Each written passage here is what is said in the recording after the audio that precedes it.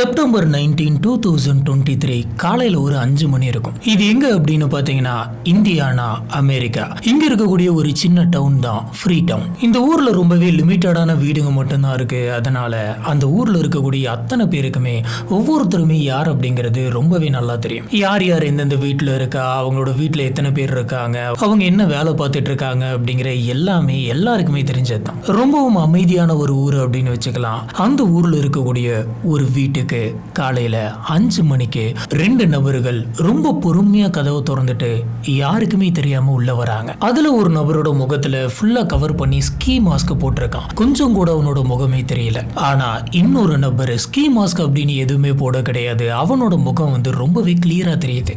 இந்த வீட்டுக்குள்ள ஒரு சேஃப்டி லாக்கர் ஒன்று இருக்கு. அந்த சேஃப் லாக்குக்குள்ள துப்பாக்கி, ஜுவல்லரி, கேஷ், இன்னும் நிறைய விஷயங்களை சேஃபா மறைச்சு வச்சிருக்காங்க. இப்படி அந்த வீட்டுக்குள்ள வந்த 2 திருடனுங்களும் ஸ்ட்ரெயிட்டா அந்த சேஃப் கிட்ட போறாங்க. மாஸ்க் போடாத அந்த ஆள் கையில போன் எடுத்து போன்ல ஏதோ ஒரு விஷயத்த பாக்குறான். அதுல ஒரு கோடு இருக்கு. அந்த கோடை அந்த சேஃப் லாக்கர்ல போடுறான். இதை வச்சு என்ன தெரியுது அப்படின்னு பாத்தீங்கன்னா, ஏற்கனவே அந்த வீட்டுக்குள்ள வந்த அந்த கொள்ளைக்காரனுக்கு அந்த சேஃப் லாக்கருடைய கோடு தெரிஞ்சிருக்கு. அப்படின்னா யாரோ ஒருத்தங்க இவனுக்கு அந்த கோடை தந்திருக்காங்க. இவங்க அந்த சேஃப் லாக்கர் ஓபன் பண்றாங்க. உள்ள இருக்கக்கூடிய துப்பாக்கி, ஜுவல்லரி, ஸ்கார்ஸ் எல்லாத்தையுமே எடுத்து அவங்க கொண்டு வந்த அந்த பையுக்குள்ள எடுத்து வைக்கிறாங்க. இந்த விஷயங்கள் எல்லாமே நடந்துட்டு இருக்கிற அந்த சமயத்துல அந்த வீட்டோட ஓனர் அந்த வீட்டுல இருக்க கிடையாது. அவங்க அம்மா அப்பாவை பாக்குறதுக்காக டெனிசிக்கு போயிருக்காங்க. ஆனா போறதுக்குள்ள அந்த வீட்டோட பல இடங்கள்ல சேஃப்டி கேமராஸ் எல்லாம் பிக்ஸ் பண்ணி வச்சுட்டு போயிருக்காங்க. அந்த கேமராஸ் எல்லாம் இப்ப இவங்க திருடிட்டு இருக்கிறத லைவா ரெக்கார்ட் பண்ணிட்டு இருக்கு. காலையில 8 மணிக்கு டென்னிஸில் இருக்கக்கூடிய இந்த வீட்டோட ஓனர்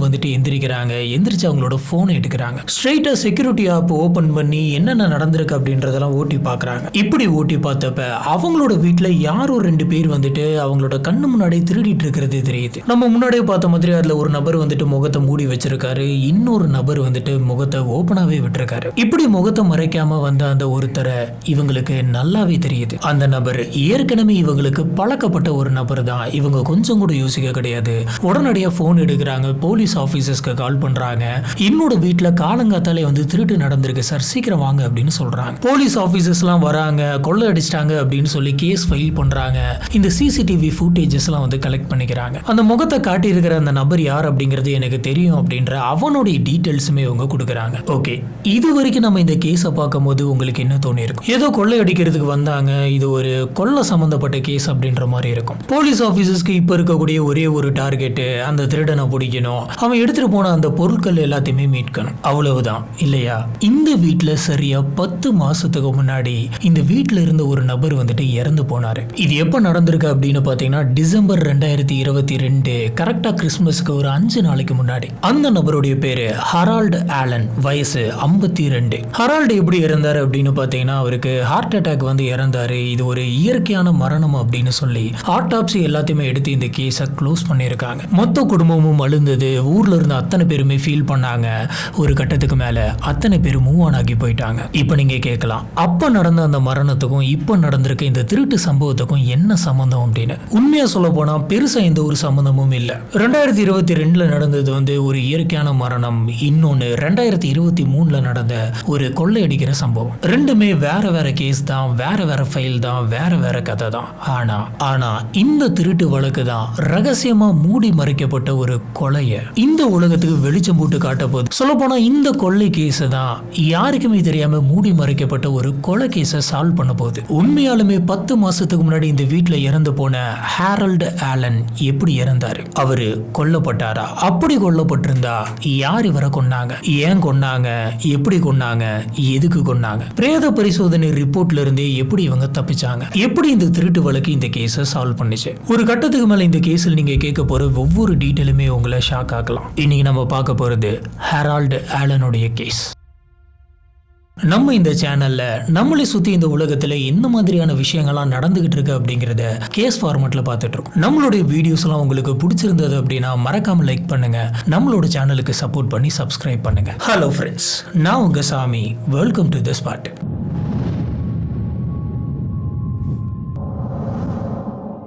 யார் இந்த ஹெரால்டு ஆலன்?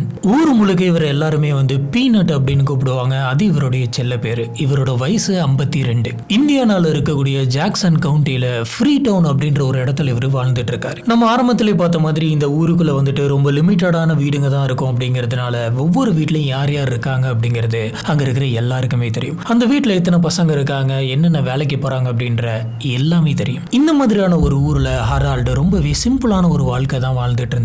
இவரு காருடைய ஸ்பேர் பார்ட்ஸ் எல்லாம் இருக்கக்கூடிய ஒரு ஃபேக்டரியில லேபரா ஒர்க் பண்ணிட்டு இருக்காரு. தினமும் ஷிஃப்ட் போவாரு, ஓவர் டைம் பார்ப்பாரு. சுமாரா ஒரு மாசத்துக்கு இவரு $4000 சம்பாதிப்பாரு. ஃபேக்டரியில இவரு கூட வேலை பார்க்கக்கூடிய அத்தனை பேருமே இவரை பத்தி ஒரே மாதிரி தான் சொல்லுவாங்க.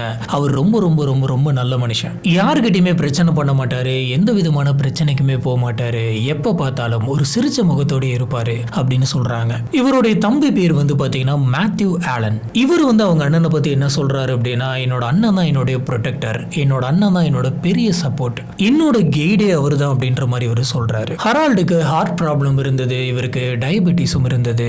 இவரு ரெகுலரா இன்சுலின் போட்டுக்கிறாரு. இவ்வளவு கஷ்டப்பட்டு இருந்தாலும் இது எல்லாத்தையுமே ப்ராப்பரான மெடிசன்ஸ் எல்லாம் எடுத்து மேனேஜ் பண்ணி தான் அவரோட லைஃபை ஓட்டிக்கிட்டு இருக்காரு. இவரோட பர்சனல் லைஃப் அப்படின்னு பாத்தீங்கன்னா, இவருக்கு ஏற்கனவே கல்யாணம் ஆகி அது விவாகரத்துல போயிட்டு முடிஞ்சது. அதுக்கப்புறம் அவருக்கு பெருசா எதுவுமே ஒர்க் அவுட் ஆகல. அதனால அவரு பல வருஷமா தனியாவே வாழ்ந்துட்டு இருந்தாரு. இப்படி இருக்கிறப்ப தான் ஒரு சமயம் அவருக்கு 40 வயசு இருக்கிறப்ப அவரோட ஹை ஸ்கூல்ல வந்து ஒரு ரீயூனியன் ஃபங்க்ஷன் ஒன்று நடத்தினாங்க. அவர் அந்த ஹை ஸ்கூலை விட்டு வெளியில வந்து 30 வருஷத்துக்கு மேல ஆகுது. மறுபடியும் அந்த ரீயூனியன்ல போயிட்டு இவர் கலந்துக்கிட்டாரு. இந்த ரீயூனியன் ஃபங்க்ஷன்ல வச்சுதான் அவர் அங்க ஒரு பொண்ணை மீட் பண்றாரு. அதே ஸ்கூல்ல படிச்ச ஒரு பொண்ணு. ஆனா இவர் ஸ்கூல் படிக்கிற அந்த சமயத்துல பெருசா அவருக்கு அந்த பொண்ணு கூட பழக்கம் கிடையாது. இவர் ரீயூனியன்ல தான் நல்லா பேச ஆரம்பிக்கிறாரு. இப்படி பேசி பார்த்ததுல இவங்களுக்கு வந்துட்டு பிடிச்சு போகுது. இவங்க நம்பர் எக்ஸ்சேஞ்ச் பண்ணியிருக்காங்க. ரெண்டு பேருமே ஒருத்தருக்கு ஒருத்தர் பேசி பார்க்கறாங்க. இவங்களுக்கு பிடிச்சு போக நம்ம ரெண்டு பேருமே சேர்ந்து ஒன்னா இருக்கலாமா அப்படின்ற ஒரு முடிவு எடுக்கிறாங்க. ரெண்டு பேருமே அந்த வயசுல கல்யாணம் பண்ணிக்கிறாங்க. அந்த லேடியோடைய பேரு மார்ஷா. மார்ஷாவுக்கு வந்துட்டு ஏற்கனவே ஒரு பொண்ணு இருக்கு. அந்த பொண்ணோட பேர் வந்துட்டு ஆஷ்லி ஜோன்ஸ். அந்த பொண்ணுக்கு 30 வயசு ஆகுது. அந்த பொண்ணுக்கு 2 குழந்தைங்க இருக்கு. ஹெரால்டு அவங்களையும் அவங்களுடைய ஃபேமிலியும் பார்த்ததுல ரொம்ப ரொம்ப சந்தோஷப்படுறாரு.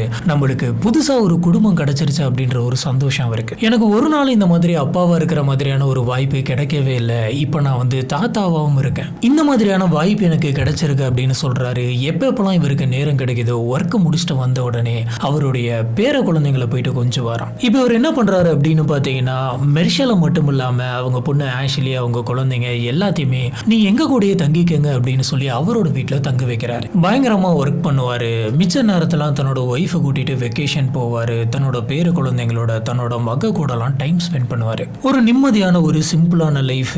இதே தான் ரொட்டீனா அவர் வாழ்ந்துகிட்டு இருந்தாரு. ஃபேக்டரியில இவர் வந்து நல்ல ஒர்க்கரா இருந்தாரு. தன்னோட ஒய்ஃபுக்கு ஒரு லவ்விங் ஹஸ்பண்டா இருந்தாரு. லவ்விங் ஸ்டெப் ஃபாதரா இருந்தாரு. கூடவே ஸ்டெப் கிராண்ட் ஃபாதராகவும் இருந்தாரு. இப்படி பல ரோல்ஸ் வந்துட்டு பண்ணிக்கிட்டு இருக்காரு. இப்படி போயிட்டு இருந்த இவரோட வாழ்க்கை டிசம்பர் 2022 மொத்தமா மாறி போகுது. டிசம்பர் 20, 2022 ஃப்ரீ டவுனே குளூர்ல நடுங்கிக்கிட்டு இருந்தது. இது விண்டருடைய ஒரு பீக் டைம். கிறிஸ்மஸுக்கு இன்னும் 5 நாள் தான் இருக்குது. எல்லாரும் வீட்லயுமே வந்து லைட்ஸ் எல்லாம் கட்ட ஆரம்பிச்சாங்க. கிறிஸ்மஸ் ட்ரீஸ் எல்லாம் வைக்க ஆரம்பிச்சாங்க. மொத்த ஊரே வந்து பாத்தீங்கன்னா ஒரு செலிப்ரேஷன் மூட்ல இருந்தது. ஆனா ஸ்டேட் ரோடு 135ல இருக்கக்கூடிய ஒரே ஒரு வீட்டை தவிர அன்னைக்கு காலையில அந்த வீட்ல இருந்து 911க்கு ஒரு கால் போகுது. இந்த காலை பேசினது ஒரு lady. This is 3287 North State Road 135. என்னோட ஹஸ்பண்ட் வந்து பாத்ரூம்க்கு போற வழியில ஃப்ளோர்ல கிடக்குறாரு. அவர்கிட்ட இருந்து எந்த ஒரு பதிலுமே இல்ல, எந்த ஒரு ரெஸ்பான்ஸுமே பண்ண மாட்டேங்கிறாரு அப்படின்னு சொல்றாரு. My husband's in our bedroom floor. He's non-responsive. Operator அங்க இருந்து அவர் மூச்சு விடுறாரா அப்படின்னு கேட்டதுக்கு இல்ல அப்படின்னு இவங்க பயத்துல கத்துறாங்க. Is he breathing? No, he's not. Okay, hold on. முதல்ல இந்த விஷயத்தை நீங்க எப்படி பாத்தீங்க அப்படின்னு கேட்டதுக்கு, நான் வீட்லயே தான் இருக்கேன், வீட்ல இருந்து தான் நான் ஒர்க் பண்ணிக்கிட்டு இருக்கேன். அவருக்கு உடம்பு சரியில்லாம இருந்தது. சரி அவர் ரூம்ல என்ன பண்றாரு அப்படின்னு பாக்குறதுக்காக நான் ரூம்குள்ள வந்தேன். அவரு பாத்ரூம் போக ட்ரை பண்ணி இருந்திருப்பாரு போல இருக்கு. போற வழியிலே பெட்ரூம் ஃப்ளோர்ல விழுந்து கிடக்குறாரு அப்படின்னு சொல்றாங்க. Yeah, I work from home and I went back there to check on him because he's been sick. And then I went back there, he was just laying the floor. உடனே operator வந்துட்டு உங்களுக்கான உதவி எல்லாத்தையுமே நாங்க அனுப்பிச்சுக்கிட்டு இருக்கோம், நீங்க அது வரைக்கும் சிபிஆர் பண்ண முடியுமா அப்படின்னு கேக்குறாங்க. இவங்க சொல்ற இந்த இன்ஸ்ட்ரக்ஷன்ஸ் எல்லாத்தையுமே அவங்களோட ஒய்ஃப் வந்துட்டு ட்ரை பண்றாங்க. You want to start CPR if I help you? ஆனா எவ்வளவு சிபிஆர் பண்ணியுமே அவர் முழிக்க கிடையாது, எந்த ஒரு ரெஸ்பான்ஸுமே இல்லை அப்படின்னு போன்ல சொல்லிட்டு இருக்க அதே சமயத்துல இன்னொரு பக்கம் ஆம்புலன்ஸ் வருது. பாராமெட்ரிக்ஸ் எல்லாமே உள்ள வராங்க. உள்ள வந்தப்ப ஹெரால்ட் ஆலன் பெட்ரூம் ஃப்ளோர்ல படுத்து கிடக்கிறாரு. அவரை செக் பண்ணி பார்த்ததுல அவருக்கு உயிர் இல்லை அப்படிங்கிறது தெரியுது. அவருடைய 52வது வயசுல அவர் இறந்துட்டார். உடனடியா போலீஸ் ஆபீசர்ஸ் வீட்டுக்கு வராங்க. வீட்டை கம்ப்ளீட்டா செக் பண்றாங்க. வீட்டுல எந்த ஒரு இடமே உடைக்கப்படல, கதவு உடைக்கப்படல, ரத்தக்கரை அப்படின்ற மாதிரி எதுவுமே இல்லை. அந்த வீட்டுல ஸ்ட்ரகிள் ஆன மாதிரி எந்த ஒரு தடையுமே இல்லை. சொல்ல போனா எந்த விதமான வன்முறையுமே அங்க நடந்த மாதிரி தெரியல. ஹெரால்டுக்கு ஏற்கனவே ஹார்ட் ப்ராப்ளம் இருந்தது அப்படின்ற விஷயம் தெரிய வருது. அவர் இன்சுலினை டிபெண்ட் பண்ணி தான் இருந்திருக்காரு. டயபெட்டிஸ் இருந்தது. அது மட்டும் கிடையாது, கடந்த சில வாரங்களாவே அவருக்கு உடம்பு சரியில்லை. பல முறை அவர் ஹாஸ்பிட்டலுக்கு போயிட்டு வந்திருக்காரு. கிட்டத்தட்ட எமர்ஜென்சி அப்படின்னு சொல்லி 3 தடவைக்கு மேல ஒரு ஹாஸ்பிட்டல் போயிருக்காரு. அது மட்டும் கிடையாது, அவங்களோட ஒய்ஃபை விசாரிச்சப்ப அவங்க என்ன சொல்லியிருக்காங்க அப்படின்னு பாத்தீங்கன்னா, கடைசி 2 நாளாவே அவர் சரியில்லை. அவரோட வார்த்தைலாம் கூட ஒழுங்கா வர கிடையாது. ஒரு தடுமாற்றமாவே அவர் பேசிக்கிட்டு இருந்தாரு அப்படின்னு சொல்றாங்க. சோ இது எல்லாத்தையுமே வச்சு பார்த்தப்ப போலீஸ் ஆபீசர்ஸ் இது ஒரு இயற்கையான மரணம் தான் அப்படின்றத டிக்ளேர் பண்றாங்க. இருந்தாலும் சில ப்ரொசீஜர்ஸ்லாம் இருக்கு அப்படின்றதுனால இவருடைய உடம்பு பிரேத பரிசோதனைக்கு அனுப்பி வைக்கிறாங்க. ஜனவரி 18, 2023 இவரோட சடலத்துக்கான பிரேத பரிசோதனை வருது. எதனால் இவர் இறந்தாரு, எப்படி இறந்தார் அப்படிங்கறத மென்ஷன் பண்ணிருக்காங்க. இதயத்தை சுத்தி இருக்கக்கூடிய மெம்பரேன்ல கால்சியம் கொஞ்சம் அதிகமா டெபாசிட் ஆனதுனால இதயத்தினால ஒழுங்கா பம்ப் பண்ண முடியாம அது வீக் ஆகி நின்றுருக்கு அப்படின்னு சொல்றாங்க. அது மட்டும் கிடையாது, இவரோட உடம்புல வலி மாத்திரையோடைய டோஸ் கொஞ்சம் இருந்திருக்கு. செக் பண்ணி பார்த்ததுல இவருக்கு டாக்டர்ஸ் பிரிஸ்கிரைப் பண்ணதான் அது அப்படின்றது தெரியுது. ஸோ அதுலயுமே எந்த விதமான பிரச்சனையும் இல்லை. இவருக்கு ரொம்ப வருஷமா பெயின் இருந்துகிட்டே இருந்ததுனால இவருடைய டாக்டர் தான் அந்த மருந்து பிரிஸ்கிரைப் பண்ணியிருக்காரு. ஸோ சந்தேகப்படுற மாதிரி எதுவுமே இல்லை, இது ஒரு நேச்சுரல் டெத் தான் அப்படின்னு சொல்லி இந்த கேஸை மூடுறாங்க. ஹெரால்டோட உடம்பு அவரோட ஃபேமிலி கிட்டே ஒப்படைக்கிறாங்க. இவங்களோட ஃபேமிலியில் இருக்கிறவங்க எல்லாருமே சேர்ந்து ஹெரால்ட் ஆலனுக்கு இறுதி சடங்கு பண்றாங்க. இந்த சமயம் ஆட்டாப்சில ஒரு விஷயம் நடந்தது. அதை அப்ப யாருமே பெருசா முக்கியமா எடுத்துக்கல. அது என்ன அப்படின்னு பாத்தீங்கன்னா, இவருடைய ஹார்ட்ல கிடைச்ச அந்த டிஷ்யூஸையும் இவருடைய பிளட் சாம்பிளையுமே அந்த ஹாஸ்பிட்டல்ல ப்ரிசர்வ் பண்ணி வச்சிருந்தாங்க. எதுக்காக அப்படின்னு பாத்தீங்கன்னா, பொதுவா இந்த மாதிரியான கேசஸ் எல்லாம் ஒரு ரூல் இருக்கு. இறந்து போன அந்த நபருடைய பிளட் சாம்பிள் அப்புறம் அந்த ஆர்கன்ஸ்ல இருக்கக்கூடிய அந்த டிஷ்யூஸ் எல்லாம் அந்த ஹாஸ்பிட்டல்ல 1 வருஷம் வரைக்கும் ப்ரிசர்வ் பண்ணி வைக்கணும். அப்படி 1 வருஷம் ஆயிடுச்சு அப்படின்னு சொன்னா அதுக்கப்புறம் அதை டெஸ்ட்ராய் பண்ணிடுவாங்க. வழக்கமான அந்த ப்ரொசீஜர்ஸை ஃபாலோ பண்ணணும் அப்படிங்கிறதுக்காக இவருடைய ஹார்ட்ல இருந்த டிஷ்யூவையும் பிளட் சாம்பிளையும் அப்போதைக்கு அந்த ஹாஸ்பிட்டலுடைய ஃப்ரீசர்ல எடுத்து அமைதியா வச்சிருந்தாங்க. ஆனா அப்ப அங்க வச்சிருக்கிற அந்த சாம்பிள்ஸ் தான் பல வருஷம் கழிச்சு ஒரு கொலையவே சால்வ் பண்ண போகுது. இது அந்த சமயம் யாருக்குமே தெரிஞ்சிருக்க வாய்ப்பு இல்லை. இப்போதைக்கு ஹெரால்ட் ஆலன் இயற்கையா இறந்திருக்காரு அப்படின்னு எல்லாரும் நினைக்கிறாங்க. எல்லாருமே அவங்களோட இயல்பு வாழ்க்கைக்கு திரும்ப ஆரம்பிக்கிறாங்க. ஆனா 9 மாசம் கழிச்சு செப்டம்பர் 2023 அப்பதான் அந்த வீட்டுல நம்ம ஸ்டார்டிங்ல பார்த்த அந்த திருட்டு நடக்குது.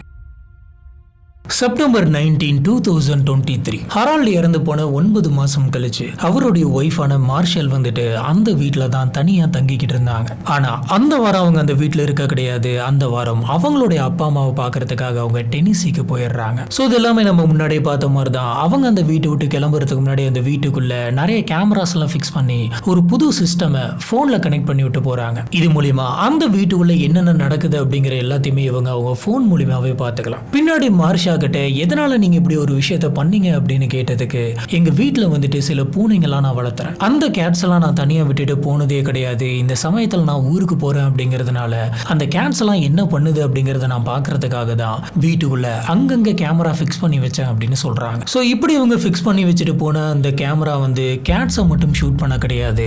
அன்னைக்கு காலையில 5 மணிக்கு திருட வந்த 2 பேர்த்த சேர்த்து ஷூட் பண்ணுச்சு. சோ இது எல்லாத்தையுமே நம்ம ஏற்கனவே பார்த்திருப்போம். ஒருத்தர் ஸ்கீ மாஸ்க் போட்டிருந்தான், இன்னொருத்தன் போட கிடையாது. போடாத அந்த நபரை காலையில எந்திரிச்சு பார்த்த இவங்க அந்த ரெக்கார்டிங் மூலியமா கண்டுபிடிக்கிறாங்க. உடனடியா போலீஸ் ஆபீசர்ஸ்க்கு கால் பண்ணி சொல்றாங்க. இப்ப உள்ள வந்த 2 பேருமே அந்த சேஃப்ல ஒரு கோடை பார்த்து போட்டு அதுக்குள்ள இருக்கக்கூடிய ஜுவல்ஸ், பணம், அப்புறம் ஒரு துப்பாக்கி இது எல்லாத்தையும் எடுத்து பேக்ல வச்சுட்டு போறத போலீஸ் ஆபீசர்ஸ் பாத்துக்கிறாங்க. போலீஸ் ஆபீசர்ஸ் பாக்குறாங்க. அந்த சிசிடிவி ஃபுட்டேஜும் கலெக்ட் பண்றாங்க. இந்த திருட்டு சம்பவம் பாத்தீங்கன்னா மொத்தமா ஒரு 1/2 hour குள்ளே முடிஞ்சிருது. சரி, இப்ப முகத்தை காட்டி திருடிட்டு போன அந்த நபரோட பேர் என்ன அப்படின்னு பாத்தீங்கன்னா ஸ்டீஃபன் ஒயிட் 29 வயசு தான் ஆகுது. இவன் வேற யாரும் கிடையாது, மார்ஷலுடைய பொண்ணான ஆஷ்லியோடைய பெஸ்ட் ஃப்ரெண்ட். தான் சொந்த பொண்ணுடைய பெஸ்ட் ஃப்ரெண்டே வீட்டுக்குள்ள வந்து திருடிக்கிட்டு இருக்கான் அப்படின்ற விஷயத்த மார்ஷா பாக்குறாங்க. பார்த்துட்டு தான் போலீஸ் ஆபீசர்ஸ்க்கு சொல்றாங்க. மறுநாள் காலையில செப்டம்பர் 20, 2023 10 மணிக்கெல்லாம் போலீஸ் ஆபீசர்ஸ் அந்த ஸ்டீஃபன் ஒயிட்டோட வீட்டுக்கு போயிடுறாங்க. ஸ்டீஃபன் ஆரம்பத்துல என்ன நீங்க சொல்றீங்க, அந்த திருட்டுக்கு எனக்கு எந்த விதமான சம்பந்தமும் இல்லை அப்படின்னு சாதிக்கிறான். அது மட்டும் கிடையாது, என்னோட காரே வந்து பாத்தீங்கன்னா திருட்டு போயிருக்கு, என்னோட காரை நீங்க வேற ஒரு இடத்துல பார்த்திருக்கீங்க அப்படின்னா அதுக்கு நான் காரணம் கிடையாது, வேற யாரோ ஒருத்தவங்க தான் எடுத்துட்டு போயிருக்கணும் அப்படின்லாம் சொல்றான். ஆனா போலீஸ் ஆபீசர்ஸ் வந்து பாத்தீங்கன்னா சில ஸ்கிரீன்ஷாட்ஸ் எல்லாம் காட்டுறாங்க, சில சிசிடிவி ஃபுட்டேஜஸ் எல்லாம் காட்டுறாங்க. நீ எங்க கிட்ட பொய் சொல்ற அப்படின்றது எனக்கு நல்லாவே தெரியும், ஆனா இந்த கேமரா பொய் சொல்லாது அப்படின்னு காட்டினாங்க. There's the picture. And they got video too. And we got video. That's just a still shot from a video. Hold on, let me see here.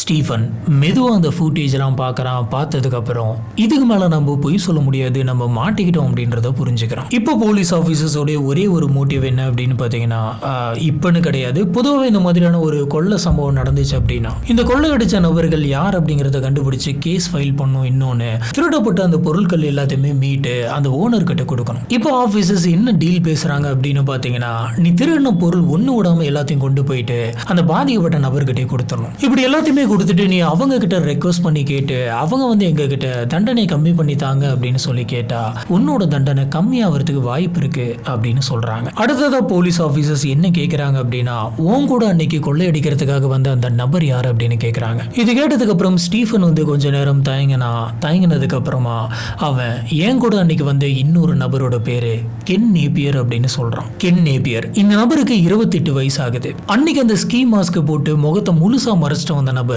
இவன் தான். சரி, இவங்க 2 பேர் யார் அப்படிங்கிறது தெரிஞ்சு போச்சு. இவங்க திருடின பொருட்கள் எல்லாத்தையுமே போலீஸ் வந்து மீட்டுட்டாங்க. அவ்வளவுதான், இந்த கேஸ் கிட்டத்தட்ட முடிஞ்சிருச்சுல்ல. ஆனா ஸ்டீஃபன் ஒயிட் வந்து பாத்தீங்கன்னா திடீர்னு ஒரு விஷயத்தை இன்வெஸ்டிகேஷன்ல சொல்ல ஆரம்பிக்கிறான். அவன் அந்த இடத்துல திருடினதை பத்தி மட்டும் பேச கிடையாது, அவன் வாயிலிருந்து யாருமே எதிர்பார்க்காத சில விஷயங்களும் வருது. அப்படி அவன் அன்னைக்கு சொன்ன அந்த விஷயங்கள் வந்து பாத்தீங்கன்னா இந்த கேஸையே கம்ப்ளீட்டா வேற ஒரு டைரக்ஷனுக்கு கொண்டு போச்சு.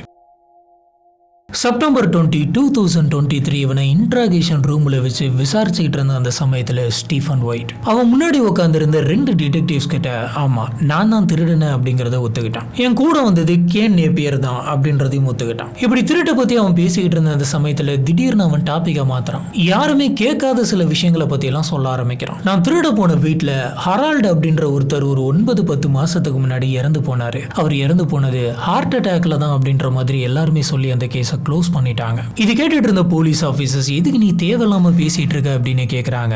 ஆனா ஸ்டீஃபன் நிறுத்தல. அந்த லேடி மார்ஷா அவங்க தான் என்ன அந்த வீட்டுக்குள்ள போயிட்டு திருட சொன்னாங்க அப்படின்னு சொல்றான். என்ன சொல்ற அப்படின்னு கேட்டதுக்கு அவங்க எனக்கு அந்த வீட்டுக்குள்ள போயிட்டு திருட நான் $3000 தரேன் அப்படின்ற மாதிரி சொன்னாங்க. அது மட்டும் கிடையாது, அவங்க தான் அந்த சேஃபோட கோடை என்கிட்ட தந்தாங்க அப்படின்ற மாதிரி சொல்றான். ஹரால்டோட பிரதர் கோர்ட்டுக்கு போயிட்டு அவருக்கு வர வேண்டிய காசு எல்லாமே எனக்கும் வரணும் அப்படின்ற மாதிரி கேட்டுக்கிட்டு இருக்காரு. அந்த லேடிக்கு வரக்கூடிய காசு மொத்தத்தையும் அவரே எடுத்துட்டு போயிருவாரு போல இருக்கு, அதுக்காக தான் இது எல்லாமே நடந்துச்சு அப்படின்னு சொல்றான். இது கேட்ட போலீஸ் ஆபீசர்ஸ்க்கு பயங்கரமான ஷாக்கா இருந்தது. காரணம் என்ன அப்படின்னு பாத்தீங்கன்னா, இப்படி எங்க வீட்டுல ஒரு கொள்ளை நடந்திருக்கு அப்படின்னு சிசிடிவி ஃபுட்டேஜை கொடுத்தது, இவன் மேல கேஸ் ரிப்போர்ட் பண்ணது எல்லாமே அதே மார்ஷா தான். ஆனா அதே மார்ஷா தான் என்கிட்ட அந்த வீட்டுக்குள்ள வந்து நீ கொள்ளை அடிச்சுட்டு போ அப்படின்னு சொல்லி அந்த சேஃபோட கோடை கொடுத்ததாமே இவன் சொல்றான். இத்தனை விஷயங்களையும் சொன்ன ஸ்டீஃபன் வந்து இதோட நிறுத்தல. நான் மார்ஷாவுடைய பொண்ணான ஆஷ்லியோடைய பெஸ்ட் ஃப்ரெண்ட், அவங்க எல்லா விஷயத்தையுமே என்கிட்ட ஷேர் பண்ணியிருக்காங்க, எல்லா விஷயத்தையுமே அப்படின்னு சொன்னான். ஆஃபீஸர்ஸ் எல்லா விஷயத்தையும் ஷேர் பண்ணியிருக்காங்க அப்படிங்கிற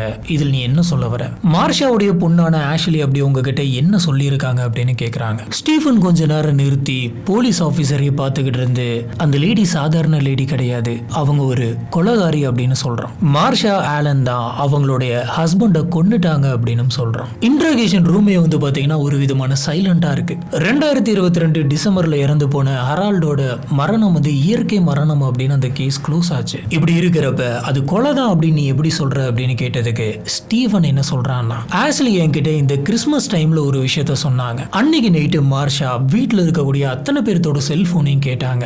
எதுக்கு அப்படின்னு சொல்லி கேட்டதுக்கு எல்லாத்தையும் நான் பக்கத்து ரூம்ல சார்ஜ் போட்டு வைக்கிறேன், இங்க குழந்தைங்களாம் இருக்கு, செல்போன் சவுண்ட்லாம் கேட்டா அவங்க தூங்க மாட்டாங்க அப்படின்ற மாதிரி சொல்லி எங்க அத்தனை பேர்த்தோட செல்போனையும் வாங்கிக்கிட்டு போனாங்க. அதுக்கப்புறம் மார்ஷா கிச்சன் போனாங்க. கிச்சன் போயிட்டு ஒரு ட்ரிங்க் ஒன்று ரெடி பண்ணாங்க. அந்த ட்ரிங்க்ல ஏதோ ஒரு விஷயத்தை எடுத்து கலந்தாங்க. இப்படி ஊத்துன அந்த ட்ரிங்க் எடுத்துட்டு போயிட்டு ஹரால்டு கிட்ட தந்தாங்க. ஹரால்டு அந்த ட்ரிங்கை குடிச்சாரு. 1 மணி நேரம் கழிச்சு ஹரால்டு வந்துட்டு எனக்கு டயர்டா இருக்கு, நான் தூங்க போறேன் அப்படின்ட்டு அவரோட ரூமுக்கு போனாரு. அதுக்கப்புறம் தான் அவர் இறந்துட்டாரு அப்படிங்கிற மாதிரி இவன் சொல்றான். போலீஸ் ஆபீசர்ஸ் எல்லாருமே இதை கேட்கறாங்க. போலீஸ் ஆபீசர்ஸ் இப்போ ஒரு விஷயத்தை நோட் பண்ணாங்க. ஸ்டீஃபன் இப்ப இது நடந்துச்சு அப்படின்னு சொல்லிட்டு இருக்க இந்த கதை வந்து பாத்தீங்கன்னா அவனை டைரக்டா பார்த்த கதை கிடையாது. ஆஷ்லி என்கிட்ட இந்த மாதிரி சொன்னா அப்படின்னு சொல்லி ஆஷ்லி சொன்ன அந்த கதையை தான் இவன் இங்க சொல்லிக்கிட்டு இருக்கான். ஹரால்டு வந்து ஒரு லைஃப் இன்சூரன்ஸ்ல காசு போட்டு வச்சிருக்காங்க. அதுக்காக தான் மார்ஷா அவங்கள கொலை பண்ணிட்டாங்க அப்படின்ற மாதிரி ஆஷ்லி வந்துட்டு நம்புறாங்க. ஸ்டீஃபன் அந்த இன்ட்ராகேஷன்ல ஒரே ஒரு விஷயத்தை மட்டும் சொல்றாரு, அந்த உமன் ஒரு சைக்கோபாத் அப்படின்னு. போலீஸ் ஆபீசர்ஸ் இப்போ உடனடியா ஒரு டிசிஷன் எடுத்தாகணும். இப்போ இவன் சொல்றது எல்லாமே உண்மைதானா இல்ல இந்த திருட்டு கேஸ்ல இருந்து வெளியில வரணும் அப்படிங்கிறதுக்காக நம்மளை இவங்க தான் மாட்டி விட்டாங்க அப்படிங்கிறதுக்காக வேணும்னே ஒரு கதையை கட்டி விடுறானா. ஆனா இவன் சொல்ற அந்த டீடைல்ஸ் எல்லாம் பாக்குறப்ப ரொம்ப ஸ்பெசிஃபிக்கா இருக்கு. ஏதோ யோசிச்சு சொல்ற மாதிரி இல்ல, நடந்ததை அப்படி சொல்ற மாதிரி தான் போலீஸ் ஆபீசர்ஸ்க்கு ஃபீல் ஆகுது. சாதாரண ஒரு திருட்டுல ஆரம்பிச்ச இந்த வழக்கு வந்து அடுத்து கொலை கேஸா மாறி அதை நோக்கி இந்த கேஸ் போயிட்டு இருக்கு. இப்போ ஆபீசர்ஸ் உடைய புது டார்கெட் மார்ஷா ஆலன். செப்டம்பர் 20, 2023 அந்த நாள் ஸ்டீஃபன் ஒயிட் கிட்ட பேசி முடிச்சதுக்கு அப்புறமா போலீஸ் ஆபீசர்ஸ் உடனே மார்ஷா ஆலன் கிட்ட தான் பேசுறாங்க. மார்ஷா அந்த சமயத்துல ஏற்கனவே ஸ்டேஷனுக்கு தான் வந்திருந்தாங்க.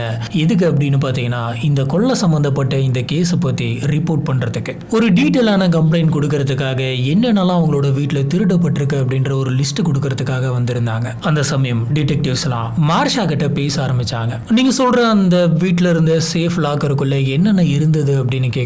அதுக்கு மார்ஷா வந்து நிறைய கேஷ் இருந்தது, ஜுவல்லரிஸ் எல்லாம் இருந்தது, துப்பாக்கி ஒன்று இருந்தது, ஏறத்தாழ $15,000 இருந்து $20,000 வரைக்கும் கேஷா மட்டுமே அங்க இருந்தது அப்படின்னு சொல்றாங்க. உடனே போலீஸ் ஆபீசர்ஸ் மார்ஷா கிட்ட அந்த சேஃபோடைய கோடு யார் யாருக்கெல்லாம் தெரியும் அப்படின்னு கேட்க, இவங்க மொத்தம் 3 பேருக்கு தான் சார் அந்த சேஃபோட கோடு தெரியும் அப்படின்னு சொல்றாங்க. அதுல ஒருத்தங்க அவங்க தான் மார்ஷா, 2வது ஹரால்டு, 3வது ஆஷ்லி. இதுல ஹரால்டு வந்துட்டு இறந்துட்டாரு அப்படிங்கிறதுனால இந்த கோடை பத்தி ஒன்னு மார்ஷா இன்னொன்னு ஆஷ்லிக்கும் மட்டும்தான் தெரிஞ்சிருக்கணும். அப்படின்னா இவங்க 2 பேர்த்துல யாரோ ஒருத்தங்க தான் அந்த கோடை வந்து இவங்கிட்ட தந்திருக்கணும். போலீஸ் ஆபீசர்ஸ் இப்ப இந்த திருட்டு சம்பந்தப்பட்ட கேள்விகள் மட்டும்தான் கேட்டாங்க.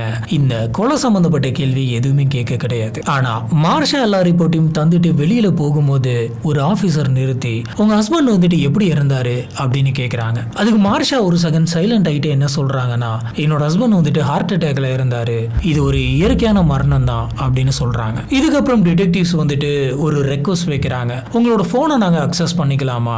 ஏன்னா இந்த திருட்டு சம்பந்தப்பட்ட இந்த கேஸ்ல சில விஷயங்கள் நாங்க தெரிஞ்சுக்க வேண்டியது இருக்கு. உங்களோட போனோட அக்சஸ் எல்லாம் எங்களுக்கு நீங்க தந்தீங்க அப்படின்னா எங்களோட இன்வெஸ்டிகேஷனுக்கு அது இன்னுமே ஹெல்ப்பா இருக்கும் அப்படின்னு சொல்ல மார்ஷா ஒரு நிமிஷம் யோசிக்கிறாங்க. யோசிச்சுட்டு சரி சார் நான் என்னோட போன் அக்சஸ் கொடுக்குறேன் அப்படின்ட்டு அவங்க ஒத்துக்கிட்டாங்க. இதுதான் மார்ஷா பண்ண ஒரு பெரிய தப்பு. மார்ஷா அந்த சமயம் நினைச்சிருப்பாங்க, சரி திருட்டு சம்பந்தப்பட்ட எதனாச்சும் மெசேஜஸ் இருக்கா அப்படின்றதான் பார்ப்பாங்க போல இருக்கு அப்படின்ட்டு. ஆனா போலீஸ் ஆபீசர்ஸ் அவங்களோட போன்ல இருக்கிற எல்லாத்தையுமே பார்க்க போறாங்க அப்படின்றது அவங்களுக்கு அப்ப தெரிஞ்சிருக்காது. Text messages, emails, Google search history எல்லாத்தையுமே பார்க்க போறாங்க. ஆனா மார்ஷாவுக்கு அந்த போன்ல ஏதோ ஒண்ணு இருக்குது அப்படிங்கிறது கண்டிப்பா தெரிஞ்சிருக்கு. அவங்க இந்த இன்டர்வியூல இந்த இன்ட்ராகேஷன்ல போலீஸ் ஆபீசர்ஸ் கிட்ட பேசிட்டு இருக்க அந்த சமயமே அவங்களோட போன் அக்சஸ போலீஸ் வாங்கிக்க போறாங்க அப்படின்னு தெரிஞ்ச அந்த சமயத்துல இருந்து போன் அவங்க கையில எடுத்து அவங்களும் ஆஷ்லியும் பேசிக்கிட்டு சில கான்வர்சேஷன்ஸ் எல்லாம் டெலீட் பண்ணிக்கிட்டு இருந்தாங்க. இங்க ஆபீசர்ஸ் கிட்ட பேசிட்டு இருக்கும்போது இங்க சில விஷயங்கள்லாம் இவங்க டெலீட் பண்ணிக்கிட்டே இருந்தாங்க அந்த இன்ட்ராகேஷன் ரூம்ல. செப்டம்பர் 19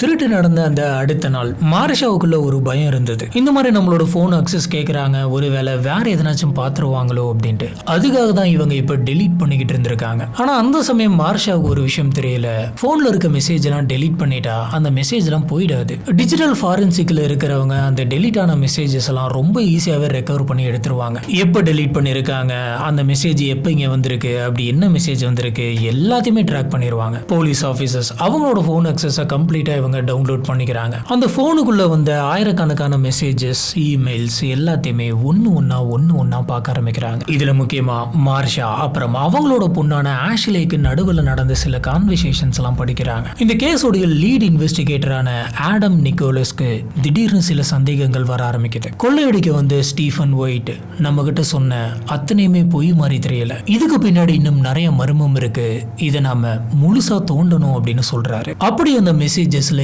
என்னென்னலாம் இருந்துச்சு, ஆர்டர் பண்ண டேட்ஸ், ட்ராக்கிங் நம்பர்ஸ், இன்னும் சில கான்வர்சேஷன்ஸ். அப்படி இவங்க என்ன ஆர்டர் பண்ணியிருக்காங்க, அப்படி என்னென்ன கான்வர்சேஷன்லாம் இவங்களுக்குள்ள நடந்திருக்கு அப்படின்னு பார்த்த போலீஸ் ஆஃபீஸர்ஸ்க்கு பயங்கரமான சில ஷாக்ஸ் எல்லாம் இருந்தது. ஆனா இந்த விஷயங்களெல்லாம் நிரூபிக்கிறதுக்கு மெசேஜஸ் மட்டும் போதாது, இன்னுமே ஸ்ட்ராங்கான சில எவிடன்ஸ் எல்லாம் வேணும். அந்த எவிடன்ஸ் எல்லாம் கலெக்ட் பண்றதுக்காக போலீஸ் ஆஃபீஸர்ஸ் மார்ஷாவுடைய வீட்டை சர்ச் பண்ணும் அப்படின்ட்டு சர்ச் வாரண்ட் கேட்குறாங்க. கோர்ட்டும் இவங்களுக்கு சர்ச் வாரண்ட்டை கொடுக்குது. இந்த சர்ச் வாரண்ட்டை வாங்கிட்டு ஸ்ட்ரெயிட்டா இவங்க மார்ஷாவோட வீட்டுக்கு போறாங்க. வீட்டுக்கு போயிட்டு இந்த சமயம் நாங்க சர்ச் வாரண்டோட வந்திருக்கோம், உங்க வீட்டை நாங்க தேடணும் அப்படின்னு சொல்றாங்க. மார்ஷா அலோவ் பண்றாங்க. இவங்க அந்த வீட்டுக்குள்ள போயிட்டு ஒரு இடம் விடாம எல்லாத்தையுமே தேடுறாங்க.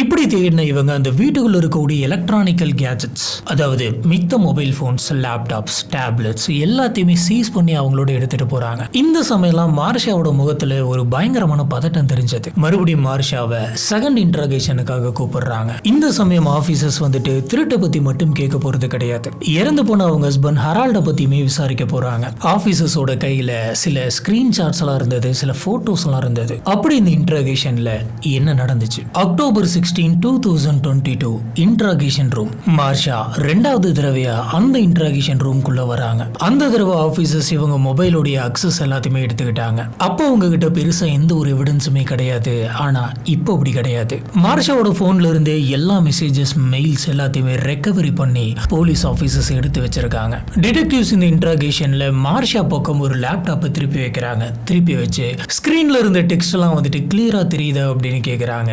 இது என்ன டெக்ஸ்ட் அப்படின்னு பாத்தீங்கன்னா மார்ஷா அப்புறம் அவங்களோட பொண்ணு ஆஷ்லி, இவங்க ரெண்டு பேரும் மாத்தி மாத்தி பேசிக்கிட்ட messages.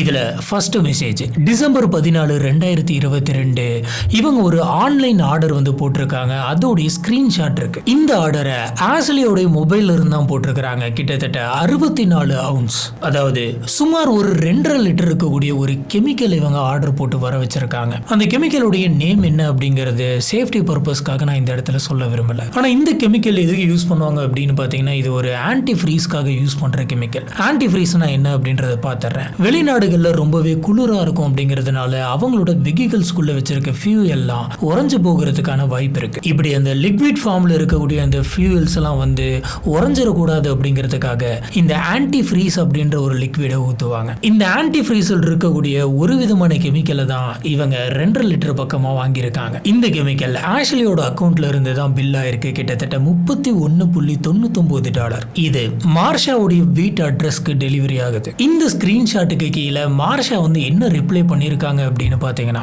How much to you need அப்படின்னு ரிப்ளை பண்ணிருக்காங்க. டிடெக்டிவ்ஸ் இது என்ன ஆர்டர், இதை பத்தி கொஞ்சம் சொல்ல முடியுமா அப்படின்னு கேக்குறாங்க. அதுக்கு மார்ஷா வந்துட்டு என்ன சொல்றாங்கன்னா, எப்பயுமே என்னோட பொண்ணு ஆஷ்லி தான் எனக்கு எல்லா ஆர்டருமே போட்டு தருவா. வீட்டில் இருக்கக்கூடிய யூபிஎஸ்ல ஆரம்பிச்சு யூபிஎஸ் ட்ராக்கிங் கோடு, அதுக்கு ஊத்துற லிக்விடு, இந்த மாதிரி எல்லாத்தையுமே என்னோட பொண்ணு தான் ஆர்டர் பண்ணி தருவா. சொல்ல போனா அப்ப கிறிஸ்மஸ் வந்துட்டு நிறைய நெருங்கிட்டு இருந்தது அப்படின்றதுனால நம்ம நிறைய விஷயங்கள் ஆர்டர் போட்டோம். அதுல ஒண்ணுதான் இது அப்படின்ற மாதிரி சொல்றாங்க. டிடெக்டிவ்ஸ் அடுத்த மெசேஜுக்கு போறாங்க. December 19, 2022 ஆஷ்லியோட message. பார்சல் வந்துருச்சு அப்படின்ற மாதிரி தி மெயில் இஸ் ஹியர் அப்படின்ற மாதிரி போட்டு ஒரு ஸ்மைலி ஃபேஸ் போட்டிருக்காங்க. இதுக்கு மார்ஷா ரிப்ளைவா ஒரு லவ் எமோஜி அமைச்சிருக்காங்க. இந்த மெசேஜ் எல்லாம் எப்போ வந்திருக்கு அப்படின்னு பாத்தீங்கன்னா, கரெக்டா அந்த கெமிக்கல் லிக்விட் வந்துட்டு டெலிவரி ஆன அன்னைக்கு. இது கூடவே மார்ஷா இன்னொரு விஷயத்தையும் மெசேஜ் பண்ணிருக்காங்க. He is ailing for root beer floats அப்படின்னு போட்டிருக்காங்க. அவருக்கு ரூட் பியர் ஃப்ளோட்ஸ் அப்படின்ற அந்த ட்ரிங்க் வந்துட்டு ரொம்ப ரொம்ப பிடிக்கும். அப்புறம் ரெண்டு பேருமே அவங்களோட மெசேஜஸ்ல இந்த ரூட் பியர் ஃப்ளோட்டை பத்தி நிறைய பேசிக்கிட்டு இருக்காங்க.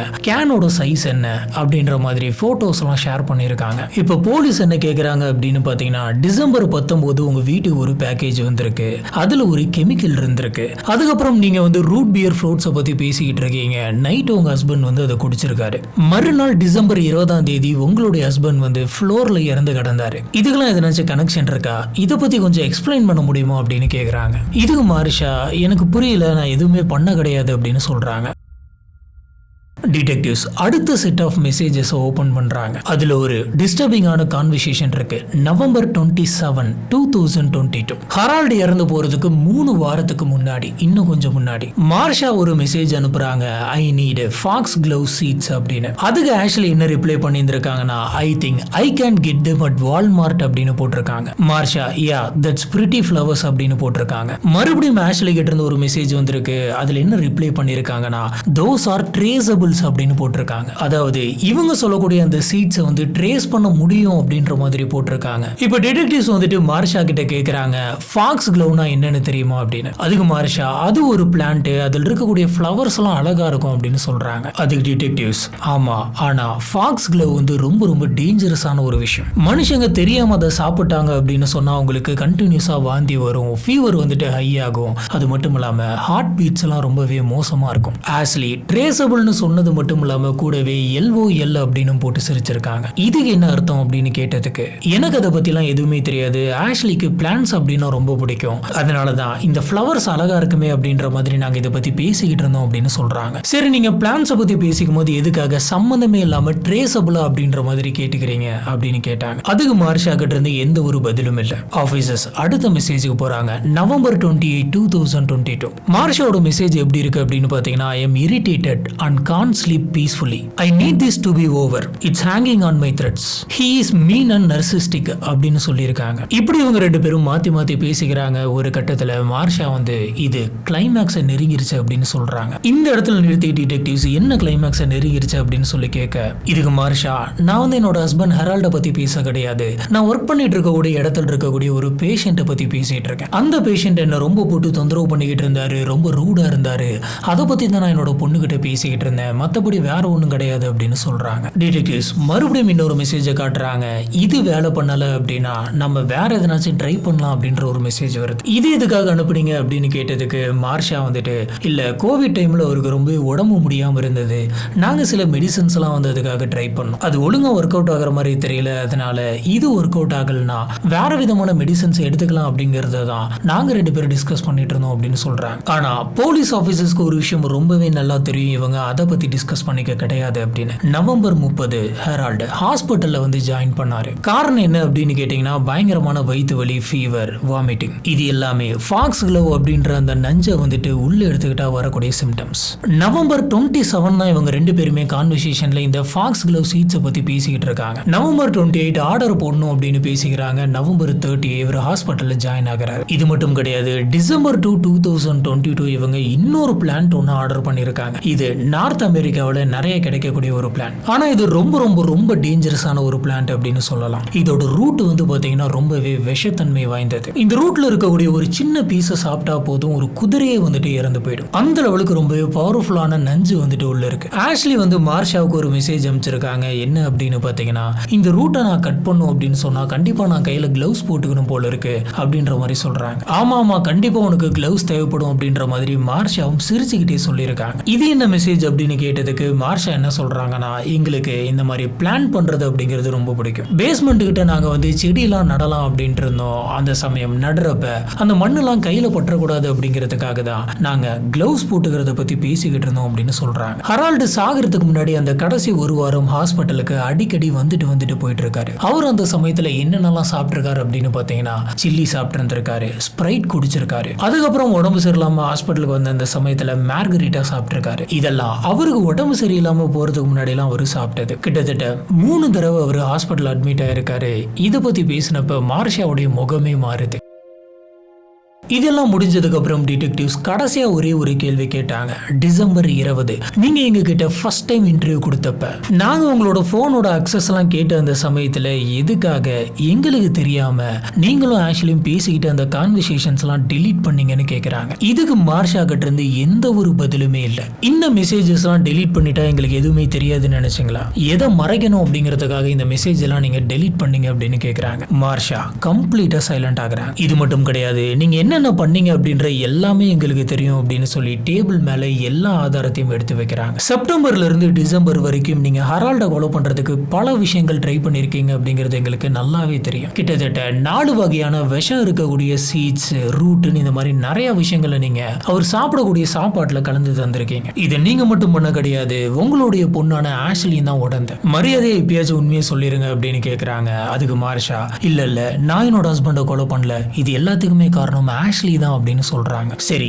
நீங்க நல்லா யோசிச்சுட்டு என்ன நடந்துச்சு அப்படிங்கறத எங்க கிட்ட சொல்லுங்க. உங்ககிட்ட விசாரிச்ச அத்தனையுமே நாங்க அடுத்ததா ஆஷ்லி கிட்ட விசாரிக்க போறோம். அவங்க உண்மையை முன்னாடி சொல்லிட்டாங்க அப்படின்னா உங்களுக்கு தண்டனை இன்னுமே அதிகமாகும். அதுக்கு முன்னாடி நீங்களே உண்மையை ஒத்துக்கிட்டீங்க அப்படின்னா உங்களுடைய தண்டனை குறையும் அப்படின்னு சொல்றாங்க. மார்ஷா எந்த ஒரு விஷயத்தையுமே சொல்ல கிடையாது, அமைதியாவே இருக்காங்க. அந்த இன்டர்வியூ முடியுது. அவங்கள போலீஸ் ஆபீசர்ஸ் இன்னுமே அரெஸ்ட் பண்ண கிடையாது. அவங்க சஸ்பெக்ட் லிஸ்ட்ல மட்டும்தான் இருக்காங்க. இன்னுமே முழு எவிடன்ஸை வந்து திரட்டணும். திரட்டினதுக்கு அப்புறம் தான் அவங்கள அரெஸ்ட் பண்ண முடியும். இந்த இன்டர்வியூ முடிஞ்சதுக்கு அப்புறமா மார்ஷா அன்னைக்கு வீட்டுக்கு போயிருக்காங்க. ஆனா அன்னைக்கு நைட்டு மார்ஷா ஒரு விபரீதமான ஒரு முடிவு எடுக்கிறாங்க. அந்த முடிவு எல்லாரையுமே ஷாக் ஆக்குச்சு. மார்ஷா ஒரு நோட் எழுதுறாங்க. அந்த நோட்ல ஒரே ஒரு லைன் தான் இருந்தது. நான் என்னுடைய ஹஸ்பண்டை கொலை பண்ணல, யூ வின் ஆஷ்லி அப்படின்னு போட்டிருக்கு. எதுக்காக இவங்க ஆஷ்லி நீ ஜெயிச்சிட்ட அப்படின்ற மாதிரி பொண்ணும் அன்னைக்கு நைட்டே மார்ஷா ஆலன் அவங்களே வந்து தற்கொலை பண்ணிக்கிட்டே இறந்துட்டாங்க. அக்டோபர் 16, 2023 இந்த போலீஸ் இன்டர்வியூ முடிஞ்சது. இப்போ இந்த கேஸ்ல 2 பேர் இறந்திருக்காங்க. ஒன்னு ஹெரால்டு, இன்னொன்னு ஹெரால்ட கொலை பண்ணதா சொல்லி சஸ்பெக்ட் பண்ணப்பட்ட மார்ஷா ஆலன். இப்போ மொத்த கேஸோட வெயிட்டும் மார்ஷா ஆலனுடைய பொண்ணான ஆஷ்லி மேல போகுது. போலீஸ் ஆபீசர்ஸ் அடுத்ததா ஆஷ்லியை அரெஸ்ட் பண்ணி இன்ட்ராகேஷன் ரூமுக்கு கூட்டிட்டு வரணும். ஆனா ஆபீசர்ஸோட மைண்ட்ல இப்போ ஒரு விஷயம் போய்கிட்டே இருந்தது. அது என்னன்னா இவங்களுடைய அம்மா மார்ஷா வந்துட்டு முன்னாடி நாள் நைட்டு இறந்துட்டாங்க அப்படின்ற விஷயம் இவங்களுக்கு இன்னும் தெரியாது. இப்போ இவங்க அம்மா மார்ஷா வந்துட்டு இறந்துட்டாங்க அப்படின்ற அந்த விஷயத்த சொல்லிட்டு அதுக்கப்புறம் இன்வெஸ்டிகேஷன் பண்ணலாமா, இல்ல இன்வெஸ்டிகேஷன் பண்ணி முடிச்சதுக்கு அப்புறம் அவங்க அம்மா இறந்து போன அந்த விஷயத்த சொல்லலாமா அப்படின்னு கடைசி ஆபீசர்ஸ் என்ன டிசிஷன் எடுத்தாங்க அப்படின்னு பாத்தீங்கன்னா ஃபர்ஸ்ட் நம்ம இன்ட்ராகேஷனை முடிச்சிடலாம். முடிச்சதுக்கு அப்புறம் அவங்க அம்மா இறந்துட்டாங்க அப்படின்ற விஷயத்த சொல்லலாம் அப்படின்னு நினைச்சாங்க. இதுக்கான முக்கியமான காரணம் என்ன அப்படின்னு பாத்தீங்கன்னா ஒருவேளை நைட்டே உங்களோட அம்மா இறந்துட்டாங்க அப்படின்ற விஷயத்த சொல்லிட்டா இது எதுவுமே நான் பண்ண கிடையாது, இது எல்லாத்தையுமே எங்க அம்மா தான் பண்ணாங்க அப்படின்னு சொல்லி இறந்து போன அவங்க அம்மா மேல எல்லாம் பழியும் தூக்கி போடுறதுக்கும் அந்த கேஸையே வந்துட்டு வேற மாதிரி மேனிபுலேட் பண்றதுக்கும் வாய்ப்பு இருக்கு. இதனால அவங்க அம்மா முன்னாடி நாள் இறந்துட்டாங்க அப்படின்ற விஷயத்த போலீஸ் ஆபீசர்ஸ் ஆஷ்லி கிட்ட சொல்லல. அக்டோபர் 17, 2023 அவங்களுடைய அம்மா இறந்துட்டாங்க அப்படின்ற விஷயம் தெரியாமலே அவங்க அந்த இன்ட்ராகேஷன் ரூம்குள்ள வராங்க. டிடெக்டிவ்ஸ் இப்ப கேள்விகளை கேட்க ஆரம்பிக்கிறாங்க. இறந்து போன உங்களுடைய ஸ்டெப் ஃபாதர் ஹெரால்டுக்கும் உங்களுக்கும் நடுவுல என்ன மாதிரியான ரிலேஷன்ஷிப் இருந்ததுன்னு கேக்குறாங்க. அதுக்கு ஆஷ்லி ரொம்ப நல்லா இருந்தது, என்ன அவரு ரொம்ப நல்லாவே பாத்துக்கிட்டாரு, என்ன மட்டும் கிடையாது என்னுடைய 2 குழந்தைங்களுமே வந்துட்டு அவர் ரொம்ப நல்லா பாத்துக்கிட்டாரு. சொல்லப்போனா நான் ஒரு ப்ரௌட் ஸ்டெப் கிராண்ட் ஃபாதர் அப்படின்றத அடிக்கடி அவர் சொல்லிக்கிட்டே இருப்பாரு. ரொம்ப நல்ல கேரக்டர் அவரு அப்படின்ற மாதிரி அவரை பத்தி ரொம்பவே நல்ல விதமா சொல்றாங்க. டிடெக்டிவ்ஸ் உடனே டாபிக்கை மாத்துறாங்க. ஹெரால்டுக்குள்ள ஒரு டீமன் இருக்கு, அந்த டீமன் இருக்கிறதுனால அவர் ரொம்ப மோசமா நடந்துக்கிறாரு அப்படின்ற மாதிரியான கான்வர்சேஷன்ஸ் உங்க அம்மா உங்ககிட்ட வச்சிருக்காங்களான்னு கேக்குறாங்க. இது கேட்டவுடனே ஆஷ்லிக்கு தெரிஞ்சிருக்கும் போல இருக்கு. சரி, அம்மா போலீஸ் ஆபீசர்ஸ் கிட்ட இந்த விஷயத்தை பத்தி சொல்லியிருப்பாங்க அப்படின்னு. உடனே இவங்க என்ன சொல்றாங்க அப்படின்னு பாத்தீங்கன்னா, ஆமா எங்க அம்மா அந்த மாதிரியான ஒரு விஷயத்தை என்கிட்ட மென்ஷன் பண்ணாங்க, ஆனா எனக்கு பாக்குறதுக்கு அந்த மாதிரிலாம் தெரிய கிடையாது, சும்மா ஏதோ ஒண்ணு கோவத்துல பேசியிருப்பாரு, உடனே அவருக்குள்ள டீமன் இருக்குன்ற மாதிரி இவங்களாம் நினைச்சிருப்பாங்க, இது எல்லாமே ஒரு மூட நம்பிக்கை தானே அப்படின்னு சொல்றாங்க. இவங்க இந்த விஷயத்த மூட நம்பிக்கை அப்படின்னு சொல்றாங்க. ஆனா இவங்களும் அவங்க அம்மாவும் பேசிக்கிட்ட கான்வர்சேஷன்ஸ் வச்சு பாக்குறப்ப இது அவங்க மூட நம்பிக்கைன்னு ஒத்துக்கிட்ட மாதிரி தெரியல. ஏன்னா அமேசான்ல இவங்க சில டெலிவரி எல்லாம் போட்டிருக்காங்க. ரிப்பீட்டடா இவங்க எனர்ஜி கிளென்சிங் ஆர்டர் பண்ணிருக்காங்க, cleansing candles, Bible, cleansing herbs அப்படின்னு சொல்லி பல விஷயங்கள் ஆர்டர் பண்ணிருக்காங்க. இதெல்லாம் பாக்குறப்ப இவங்க மூட நம்பிக்கைன்னு நினைச்ச மாதிரி தெரியல. இதெல்லாம் பாக்குறப்ப அவருக்குள்ள டீமன் இருக்குன்னு அம்மா சொன்னது மூட நம்பிக்கை அப்படின்னு இவங்க ஒத்துக்கிட்ட மாதிரி தெரியல. எனக்கு தெரிஞ்சு உங்க அம்மா வந்துட்டு அவங்க பண்ற விஷயத்துக்கு நடுவுலலாம் உங்களை பிடிச்சி இழுக்கிறாங்கன்னு நினைக்கிறேன். பாவம் உங்களோட வாழ்க்கையுமே ஒழுங்கா வாழ விட மாட்டேங்கிறாங்க அப்படின்ற மாதிரி எங்களுக்கு தோணுதுன்னு சொல்றாங்க. ஆஷ்லி எக்ஸாக்டா ஆபீசர் சொன்ன அதே வார்த்தையை பிடிச்சிக்கிட்டு, ஆமா என்ன அவங்கள வாழ விட மாட்டேங்கிறாங்க, எல்லா விஷயத்திலும் என்ன ட்ராக் பண்றாங்க, உள்ளார இழுக்கிறாங்க அப்படின்னு சொல்றாங்க. இது கேட்ட உடனே ஆபீசர்ஸ்க்கு புரிஞ்சிருது, நம்ம சொல்ற விஷயத்தை வச்சு நம்ம கிட்ட இவங்க கதை சொல்றாங்க, இதெல்லாம் உண்மையா நடந்தது கிடையாது அப்படின்னு. இதுக்கு மேல நம்ம வெயிட் பண்ண வேணாம், நம்ம டைரக்டாவே கேட்டலாம் அப்படின்னு சொல்லி ஆபீசர்ஸ் டைரக்டாவே அன்னைக்கு நைட்டு வீட்டுல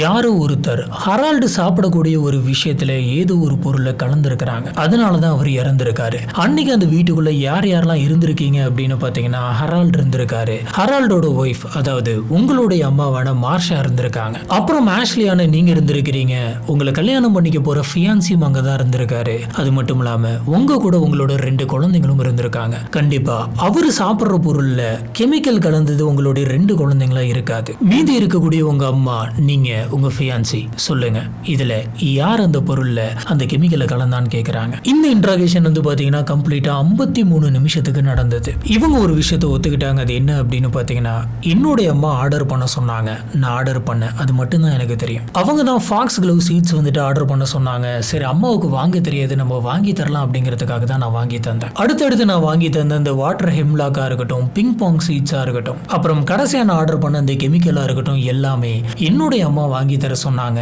நான் வாங்கி தந்தேன், அது மட்டும்தான் எனக்கு தெரியும், வேற எதுவுமே எனக்கு தெரியாதுன்னு சொல்றாங்க. சரி, அது இருக்கட்டும். நீங்க ஆர்டர் பண்ணி வாங்கிட்டு வந்த அந்த கெமிக்கலை அவரு குடிக்க போற பியர் ஃப்ளோட்ல கலக்க போறாங்க அப்படின்ற விஷயம் உங்களுக்கு தெரியுமா தெரியாதான்னு கேக்குறாங்க. கொஞ்ச நேரம் சைலன்ஸ்க்கு அப்புறமா ஆமா எனக்கு தெரியும் அப்படின்னு ஆஷ்லி ரிப்ளை பண்றாங்க. சோ கன்ஃபெஷன் முடிஞ்சிருது. நான் தான் ஆர்டர் பண்ணேன் அப்படின்ற விஷயத்தையுமே இவங்க சொல்லிடுறாங்க.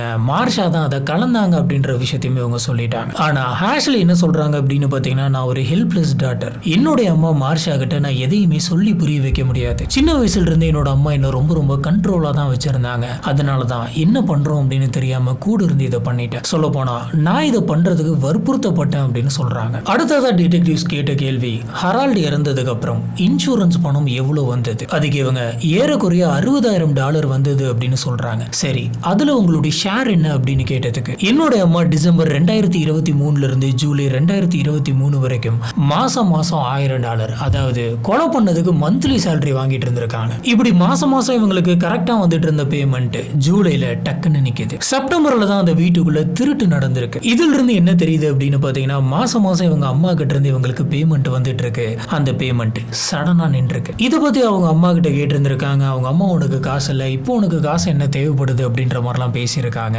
அவங்களுக்கு பேமெண்ட் நின்னதுனால என்ன பண்றது அப்படின்னு தெரியல. இப்ப ஆஷ்லிக்கு காசு வேணும் அப்படிங்கிறதுனால ஆஷ்லி தான் தன்னோட பெஸ்ட் ஃப்ரெண்டான ஸ்டீஃபன் ஒயிட் கிட்ட சொல்லி, அந்த வீட்டுக்குள்ள இந்த இடத்துல அந்த சேஃப் இருக்கும், இந்த கோடை நீ போய் போட்ட அப்படின்னா அந்த சேஃப் ஓபன் ஆகும், உள்ள இருக்கக்கூடிய பணம், நகை, துப்பாக்கி எல்லாத்தையும் எடுத்துட்டு வா அப்படின்னு சொல்லியிருக்காங்க. சொல்ல போனா உண்மையாலுமே இந்த கோடை கொடுத்தது ஆஷ்லி தான். இவங்க சொன்ன இந்த விஷயங்கள் எல்லாத்தையுமே கேட்டு ஸ்டீஃபன் ஒயிட்டும் வந்து பாத்தீங்கன்னா கூட தன்னோட ஃப்ரெண்டையும் கூட்டிட்டு போய் அந்த வீட்டுல கொள்ளையடிச்சிருக்காங்க. ஆஷ்லி ஜான்ஸோட இன்ட்ராகேஷன் வந்து முடியுது. அவங்க எல்லா உண்மையுமே ஒத்துக்கிட்டு இருந்திருக்காங்க. டிடெக்டிவ்ஸ் வந்து சரி நீங்க பக்கத்து ரூம்ல உட்காருங்க அப்படின்னு சொல்றாங்க. அவங்க பக்கத்து ரூம்ல உட்காந்துருக்க அந்த சமயத்துல இன்னொரு ஆபீசர் அந்த ரூமுக்கு வர்றாரு. ரூமுக்கு வந்து, நேத்து நாங்க உங்க அம்மாவை கூட்டிட்டு வந்து எல்லா விஷயத்தையுமே விசாரிச்சிட்டோம், மார்ஷா எல்லா உண்மையுமே சொல்லிட்டாங்க, ஆனா உங்களுக்கு நாங்க சொல்ல வேண்டிய இன்னொரு விஷயம் இருக்கு. நேத்து நைட்டு உங்களுடைய அம்மா இன்ட்ராகேஷன் முடிஞ்சதுக்கு அப்புறம் வீட்டுக்கு போயிட்டு அவங்களாவே இறந்து போயிட்டாங்க அப்படின்னு சொல்றாங்க. இது கேட்ட ஆஷ்லிக்கு வந்துட்டு பயங்கரமான ஷாக்கா இருந்திருக்கு. இது தெரிஞ்சிருந்தா முன்னாடியே அவங்க அம்மா மேல எல்லா பழியும் தூக்கி போட்டிருந்திருப்பாங்க. ஆனா இதுக்கு மேல பண்றதுக்கு ஒண்ணுமே இல்ல, இவங்க எல்லாத்தையுமே கன்ஃபஸ் பண்ணிட்டாங்க. இப்ப ஆஷ்லி வந்துட்டு நான் தான் ஆர்டர் போட்டேன், எங்க அம்மா கலந்தாங்க இப்படின்ற எல்லா உண்மையுமே சொல்லிட்டாங்க, கன்ஃபஸ் பண்ணிட்டாங்க. ஆனா இது எல்லாமே அவங்களோட வாயிலிருந்து வந்த வாக்குமூலங்கள் தான். இத கரெக்டா நிரூபிக்கணும் அப்படின்னு சொன்னா ப்ராப்பரான எவிடன்ஸ் வேணும். இறந்து போன ஹரால்டோட உடம்புல இந்த கெமிக்கல் இருந்திருக்கு அப்படின்றத கன்ஃபார்ம் பண்ணிட்டா இவங்க ஆர்டர் பண்ணது அந்த ட்ராக்கிங் ஐடி, இந்த கன்ஃபெஷன், இது எல்லாத்தையுமே வச்சு இவங்க தான் குற்றவாளி அப்படிங்கறத நிரூபிச்சிடலாம். ஆனா இதுல பிரச்சனை என்ன அப்படின்னு பாத்தீங்கன்னா, ஹரால்டு இறந்து அவரை ஏற்கனவே புதைச்சிட்டாங்க. கிட்டத்தட்ட 10 மாசம் ஆகுது. அவருடைய பிரேத பரிசோதனை ரிப்போர்ட்ல இது வந்துட்டு ஹார்ட் அட்டாக் தான் அப்படின்ற மாதிரி சொல்லியிருக்காங்க. இந்த ஸ்பெசிபிக்கான கெமிக்கலை பத்தி அவங்களுக்கு அந்த சமயத்துல தெரியாது. ஒருவேளை தெரிஞ்சிருந்தா இந்த கெமிக்கல் டிடெக்ட் ஆயிருக்கா அப்படின்னு சொல்லி தனியா அதை வச்சு ஒரு டெஸ்ட் எடுத்திருப்பாங்க. இப்போ ஆபீசர்ஸ் என்ன பண்ணலாம் அப்படின்னு சொல்லி யோசிச்சு முடிச்சுக்கிட்டு இருந்த அந்த சமயத்துல எதுவும் ஒரு நம்ம ஹாஸ்பிட்டல்ல போயிட்டு பேசலாம் அப்படின்னு சொல்லி ஹாஸ்பிட்டலுக்கு போயிட்டு ஹெரால்டு ஆலனுடைய பிரேத பரிசோதனை ரிப்போர்ட்லாம் வாங்கி பார்த்துட்டு இருக்காங்க. இந்த சமயம் தான் அங்க இருக்கக்கூடிய டாக்டர்ஸ் ஒரு விஷயத்தை ஷேர் பண்ணாங்க. நீங்க ஃபீல் பண்றதுக்கு எதுவுமே இல்ல, ஹெரால்டு ஆலனுடைய ஹார்ட் டிஷ்யூவை நாங்க ஏற்கனவே கலெக்ட் பண்ணி வச்சிருக்கோம், அவருடைய பிளட் சாம்பிள்ஸும் எங்க கிட்ட இருக்குது அப்படின்னு சொல்றாங்க. அதுக்கப்புறம் தான் போலீஸ் ஆபீசர்ஸ்க்கு ஒரு விஷயம் ஞாபகம் வருது. இந்த மாதிரி ஒருத்தங்க இறந்துட்டாங்க அப்படின்னு சொன்னா அந்த ஹாஸ்பிட்டல்ல 1 வருஷம் வரைக்கும் அவங்களுடைய டிஷ்யூஸையும் பிளட் சாம்பிள்ஸையும் கலெக்ட் பண்ணி வச்சிருப்பாங்க அப்படின்னு. ஹரால்டு இறந்து போனது டிசம்பர் 2022. இப்போ இவங்க ஹாஸ்பிட்டல் போயிட்டு விசாரிச்சது அக்டோபர் 2023. கிட்டத்தட்ட 10 மாசம் ஆயிருச்சு. இன்னும் 2 மாசம் தாமதமா போயிருந்தா கூட இந்த டிஷ்யூவும் பிளட் சாம்பிள்ஸும் போலீஸ் ஆபீசர்ஸ்க்கு கிடைச்சிருக்காது. ஏன்னா ஹாஸ்பிட்டல்ல இந்த டேட் தாண்டிருச்சு அப்படின்னு சொன்னா அது எல்லாத்தையுமே வந்து டிஸ்ட்ராய் பண்ணிருப்பாங்க. நல்ல வேலையா அதுக்கு முன்னாடியே இவங்க போனதுனால ஹரால்டோடைய டிஷ்யூஸும் பிளட் சாம்பிள்ஸும் கிடைக்குது. உடனடியா அதுல இவங்க சொல்லக்கூடிய இந்த ஸ்பெசிபிக்கான கெமிக்கல் வந்துட்டு இருக்குதான்னு பாருங்கன்னு டெஸ்ட் பண்றாங்க. இப்படி டெஸ்ட் பண்ணதுல இவங்க சந்தேகப்பட்ட அந்த ஆன்டி ஃப்ரீசர்ல ஊத்தக்கூடிய ஒரு கெமிக்கல் வந்து இவரோட உடம்புக்குள்ள இருந்திருக்கு அப்படிங்கிறது கன்ஃபார்ம் ஆகுது. இதை வச்சு புதுசா ஒரு ரிப்போர்ட் தராங்க. இந்த ரிப்போர்ட் படி இவரு இயற்கையா இறக்க கிடையாது. இந்த மாதிரியான கெமிக்கல் இவரோட உடம்புல இருக்குது. இது நம்மளுடைய உடம்பு உற்பத்தி பண்ற விஷயம் கிடையாது. அது மட்டும் இல்லாம சாப்பாட்டு மூலியமா இந்த கெமிக்கல் நமக்குள்ள வராது. இந்த கெமிக்கல் ஒரு ரேரான கெமிக்கல். இது ஆன்டி ஃப்ரீஸ்ல யூஸ் பண்ற கெமிக்கல். இது யாரோ ஒருத்தங்க குடிக்கிறதுக்கு தந்திருக்காங்க. அதனாலதான் இவர் இறந்திருக்காரு அப்படின்னு ரிப்போர்ட்ல கிளியரா சொல்லிடுறாங்க. இது இவங்க ஒரு தடவை 2 தடவை பண்ண கிடையாது. மொத்தம் 4 அட்டெம்ப்ட் பண்ணிருக்காங்க. ஃபர்ஸ்ட் செப்டம்பர் 2022ல ஒன்னு பண்ணிருக்காங்க. அது அவருக்கு பெருசா ரியாக்ட் ஆகல. ஹாஸ்பிட்டலுக்கு போறாரு. ஹாஸ்பிட்டல்ல இருக்கிறவங்க எல்லாம் ட்ரீட்மெண்ட் கொடுத்து அவரை காப்பாத்திடுறாங்க. 2வது அட்டெம்ப்டா நவம்பர் 2022ல சீட்ஸ் வச்சு ட்ரை பண்றாங்க. அதையுமே டாக்டர்ஸ் எல்லாம் காப்பாத்திடுறாங்க. 3வது முறையா டிசம்பர் 2022 ஃபர்ஸ்ட் வீக் வந்து ட்ரை பண்றாங்க ஒரு ரூட்டை வச்சு. சுத்தமா முடியாம வாந்தி எல்லாம் எடுத்துட்டு இவர் ஹாஸ்பிட்டல் போய் அட்மிட் ஆயிருக்காரு. அந்த சமயமும் டாக்டர்ஸ் காப்பாத்திருக்காங்க. இது எதுவுமே வேலைக்காவது ஸ்ட்ரெயிட்டா நம்ம இந்த மோசமான கெமிக்கலே கொடுத்துடலாம் அப்படின்ட்டு டிசம்பர் 19, 2022 அதாவது 4வது அட்டெம்ப்ட் ட்ரை பண்ணிருக்காங்க. ரூட் பியர் ஃப்ளோட்ல கலந்து தந்திருக்காங்க. இதை குடிச்சிட்டு தூங்க போனவர் தான் அடுத்த நாள் காலையில ஃப்ளோர்ல இறந்து கிடந்தாரு. ஹரால்டு ஏன் இந்த மாதிரி திரும்ப திரும்ப நடந்துகிட்டே இருக்கு, என்ன பிரச்சனை அப்படிங்கறத அப்படி டீப்பா யாராச்சும் யோசிச்சிருந்தாங்கன்னா இன்னைக்கு அவர் உயிரோடு கூட இருந்திருப்பாரு. கடைசியா டிசம்பர் 19 அதாவது அவர் உயிரோடு இருந்த கடைசி நாள் அவர் ஃபேக்டரிக்கு வேலையெல்லாம் முடிச்சுட்டு வீட்டுக்கு திரும்பி வரும்போது உட் பேலட்ஸ் எல்லாம் வந்துட்டு வீட்டுக்கு வாங்கிட்டு வந்தாரு. அதுக்கான காரணம் வீட்டுக்குள்ள குளிர் வந்துட்டு பயங்கரமா அடிக்குது அப்படிங்கிறதுனால அவருடைய ஒய்ஃபும் அவருடைய ஸ்டெப் டாட்டர் அதுக்கப்புறம் அவருடைய ஸ்டெப் கிராண்ட் டாட்டர்ஸ் இவங்கெல்லாம் வந்துட்டு கஷ்டப்படக்கூடாது, அவங்களுக்கு எதமா இருக்கணும் அப்படிங்கிறதுக்காக இதை வாங்கிட்டு வந்திருக்காரு. ஆனா பாவம் அந்த சமயம் அவருக்கு தெரிஞ்சிருக்காது. அவர் யாருக்கு நல்லது பண்ணும் அப்படின்னு நினைச்சாரோ அவங்களே இவரை கொலை பண்றதுக்காக பிளான் பண்ணிட்டு இருக்காங்க. இப்ப எல்லா உண்மையுமே தெரிய வந்துட்டதுக்கு அப்புறம் ஆஷ்லி ஜோன்ஸை அரெஸ்ட் பண்ணி ஜெயில வைக்கிறாங்க. ஆஷ்லியை ஜெயிலுக்கு அனுப்புனதுக்கு அப்புறமா இந்த கேஸ் முடிஞ்சிருச்சு, எல்லாமே முடிஞ்சிருச்சுன்ற மாதிரி போலீஸ் ஆபீசர்ஸ் நினைச்சுக்கிட்டு இருந்தாங்க. ஆனா அது அதோட முடிய கிடையாது. ஏப்ரல் 2024 ஆஷ்லி கூட செல்லுல இருக்கக்கூடிய ஒரு செல்மேட் போலீஸ் ஆபீசர்ஸ் கிட்ட ஒரு லெட்டரை கொண்டு வந்து கொடுக்கறாங்க. அந்த லெட்டரை யார் எழுதியிருக்காங்க அப்படின்னு பாத்தீங்கன்னா ஆஷ்லி அவங்க கைப்பட எழுதியிருக்காங்க. ஆஷ்லி அவங்களோட செல்மேட்டு கிட்ட இந்த லெட்டரை கொடுத்து வெளியில கொண்டு போய் நான் சொல்ற ஒரு நபர்கிட்ட கொடு அப்படின்னு சொல்லி கொடுத்திருக்காங்க. ஆனா அந்த செல்மெட் வந்துட்டு வெளியில போய் கொடுக்காம அந்த லெட்டரை படிச்சு பார்த்துட்டு ஸ்ட்ரெயிட்டா போயிட்டு போலீஸ் ஆபீசர்ஸ் கிட்ட கொடுத்துறாங்க. அந்த லெட்டர்ல அவங்க பிரேயர் லிஸ்ட் அப்படின்னு சொல்லி ஒரு லிஸ்ட்டை கொடுத்திருக்காங்க. சாதாரணமா பாக்குறப்ப அது ஒரு பிரேயர் லிஸ்ட் மாதிரி தான் தெரியும். ஆனா அது பிரேயர் லிஸ்ட் கிடையாது, ஹிட் லிஸ்ட். ஆஷ்லி உள்ளாரே இருந்துகிட்டு வெளியில யார் யாரெல்லாம் கொலை பண்ணணும் அப்படின்ற ஒரு லிஸ்ட்டை போட்டிருக்காங்க. இந்த லிஸ்ட்டுக்குள்ள யார் யாரோட பேர்லாம் இருக்கு அப்படின்னு பாத்தீங்கன்னா ஸ்டீஃபன் ஒயிட்டோட பேர் இருக்கு. காரணம் ஸ்டீஃபன் ஒயிட் போலீஸ் கிட்ட மாட்டிக்கிட்ட அந்த சமயத்துல அவன் எல்லா உண்மையுமே போலீஸ் கிட்ட சொல்லிட்டான். அதுக்கு அடுத்த பேரு கேன் நேப்லர். ஸ்டீஃபன் கூட அந்த வீட்டுல அன்னைக்கு திருடுறதுக்காக போன அந்த நபர். இன்னொரு பேரு ஆஷ்லி நெடட்ஸ். யார் இந்த நெடட்ஸ் அப்படின்னு பாத்தீங்கன்னா இவரு தான் ஆஷ்லியோடைய ஃபியான்சி. ஆஷ்லி அந்த சமயத்துல லவ் பண்ணிக்கிட்டு இருந்தாங்க. அவங்க கல்யாணம் பண்ணிக்க போற நபர். எதுக்காக இந்த நபரையும் கொலை பண்ணணும் அப்படின்னு சொல்லி இவங்க பிளான் பண்ணணும். இதை பத்தி இவங்க செல்மேட்டு கிட்ட பேசியிருக்காங்க. இவங்க என்ன சொல்லியிருக்காங்க அப்படின்னு பாத்தீங்கன்னா மார்ஷா அந்த ஃப்ளோட் பியர்ல வந்து இந்த கெமிக்கலை ஊத்துனதை ஆஷ்லி பார்த்துக்கிட்டு இருந்ததா இவர் போலீஸ் கிட்ட சொல்லியிருக்காரு. நாளைக்கு இந்த நபரை இப்படியே விட்டோம் அப்படின்னு சொன்னா இவன் கோர்ட்ல வந்து சொல்லுவான் அது நமக்கு தான் எதிராக திரும்பும் அப்படிங்கிறதுனால அவங்களுடைய ஃபியான்சிவே கொலை பண்றதுக்கு பிளான் பண்ணியிருக்காங்க. இப்ப இந்த விஷயங்கள் எல்லாத்தையுமே அவங்களோட வாயிலிருந்தே வாங்கணும் அப்படிங்கிறதுக்காக போலீஸ் ஆபீசர்ஸ் என்ன பண்றாங்க அப்படின்னு பாத்தீங்கன்னா அவங்க கூட இருக்கக்கூடிய அந்த செல்மேட்டு கிட்ட ஒரு ஒயரை கொடுத்து அனுப்புறாங்க. அது ஒரு மைக்ரோஃபோன். இந்த மைக்ரோஃபோனை அவங்களோட உடம்புல இன்சர்ட் பண்ணி ஆஷ்லிக்கே தெரியாம அந்த செல்மேட்டை கூட உட்காந்து பேச வைக்கிறாங்க. இப்படி பேச வச்சதுல ஆஷ்லி வந்துட்டு யார் யாரை எப்படி எப்படி கொலை பண்ணணும் அப்படின்ற எல்லா டீட்டெயிலுமே சொல்லியிருக்காங்க. இதுக்காக அவங்க துப்பாக்கி யூஸ் பண்ணணும் அப்படின்ற மாதிரியும் பேசியிருக்காங்க. யார் யாரை எந்த துப்பாக்கி வச்சு கொலை பண்ணணும், எங்க சுட்டு கொலை பண்ணணும் அப்படின்ற எல்லாத்தையுமே இன்னொரு லெட்டர்ல டீட்டெயிலா எழுதியிருக்காங்க. அந்த லெட்டர்ல அது மட்டும் கிடையாது, ஒவ்வொரு நபருடைய வீடும் எங்க இருக்கு, அவங்களுடைய அட்ரஸ், அவங்களோட வீடு எந்த மாதிரியான லே அவுட்ல இருக்கும் அப்படின்றது கூட படம் போட்டு கொடுத்துருக்காங்க. இந்த விஷயங்கள் எல்லாத்தையுமே பாக்குறப்ப என்ன தெரியுது அப்படின்னு பாத்தீங்கன்னா என்னோட அம்மா என்ன ஃபோர்ஸ் பண்ணி இதை பண்ண வச்சுட்டாங்க, நான் ஹெல்ப்லெஸ், எனக்கு ஒண்ணுமே தெரியாது, நான் என்னன்னே தெரியாம தான் இதை பண்ணிட்டேன் அப்படின்னு சொல்லி ஒரு பொண்ணு சொன்னாங்க பாத்தீங்களா.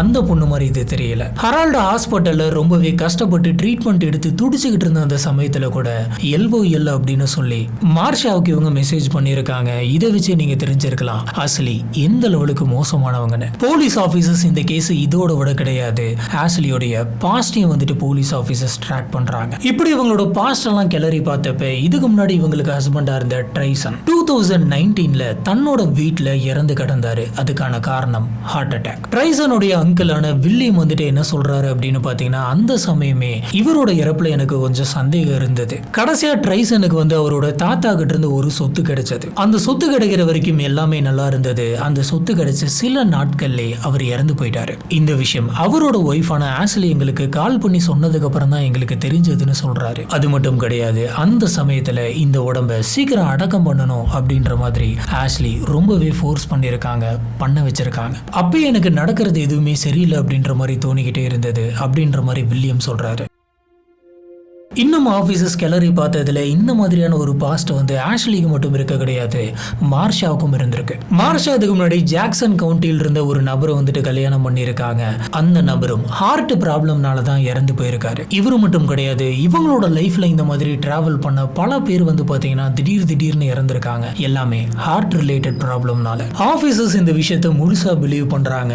இவங்க இந்த மாதிரியான விஷயங்கள் பண்றது இது ஃபர்ஸ்ட் டைம் கிடையாது, ஏற்கனவே இந்த மாதிரி பல முறை பண்ணியிருக்காங்க அப்படின்னு. ஒருவேளை அவங்க இந்த விஷயத்திலையும் மாட்டிக்காம இருந்திருந்தா, அதாவது அன்னைக்கு இவங்க அந்த வீட்டுக்கு திருட போய் மாட்டாம இருந்திருந்தா இந்த உண்மை வெளியில தெரிய வந்திருக்காது. இன்னும் சொல்ல போனா இதே மாதிரி இன்னொருத்தருக்கும் நடந்திருக்கும். இது இதோட நின்றுருக்காது. ஆகஸ்ட் 7, 2025 இந்த கேஸ் வந்து கோர்ட்ல நடந்துச்சு. ஆஷ்லி வந்து கில்ட்டி அப்படின்னு சொல்லிடுறாங்க. இவங்க சடனா இந்த மாதிரியான ஒரு விஷயத்த பண்ண கிடையாது, பக்காவா பிளான் பண்ணி பல அட்டெம்ப்ட் பண்ணி இவங்க இந்த விஷயத்த பண்ணிருக்காங்க. ஒண்ணுமே தெரியாத ஒரு அப்பாவி நபரை, இவங்களுக்கெல்லாம் வீட்டுக்குள்ள இடம் கொடுத்த ஒரு நபரை, இவங்க அத்தனை பேருக்கு மேலேயுமே பாசம் வச்சிருந்த ஒரு நபரை இவங்க பிளான் பண்ணி துடிக்க கொண்டிருக்காங்க. அவரோட கடைசி காலம் அத்தனையுமே வந்து பாத்தீங்கன்னா ரொம்ப மோசமா இருந்திருக்கு ஹாஸ்பிட்டல். இந்த எல்லா விஷயத்தையும் பார்த்த நீதிபதி வந்துட்டு இவங்களுக்கு 50 வருஷம் ஜெயில் தண்டனை கொடுக்கறாங்க. இதுதான் அவங்க கோர்ட்டுடைய அதிகபட்ச தண்டனை. இது ஜாக்சன் கவுண்டியில இது வரைக்கும் கிடைக்காத அதிகபட்ச தண்டனை. இந்த தண்டனை இவங்களுக்கு மட்டும் கிடைக்க கிடையாது. ஸ்டீஃபன் ஒயிட் அப்புறம் அன்னைக்கு அவரு கூட சேர்ந்து அந்த வீட்டுல திருட போன